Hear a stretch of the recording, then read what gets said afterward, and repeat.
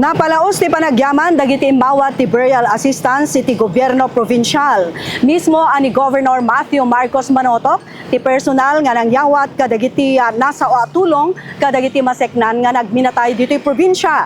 30 a pamilya iti naipaayan ti tulong. Imawat dagiti kabagyan dagiti pimmusay iti natural death iti sagli 5,000 a pesos. Idinto ta dagiti natay babeen iti aksidente ket imawat damet iti sagda 10,000 a pesos. Ti pondo ket nagapoy iti Office of the Barangay Affairs babeen metlaeng ti programa ni Governor Matthew J. Marcos Manotok.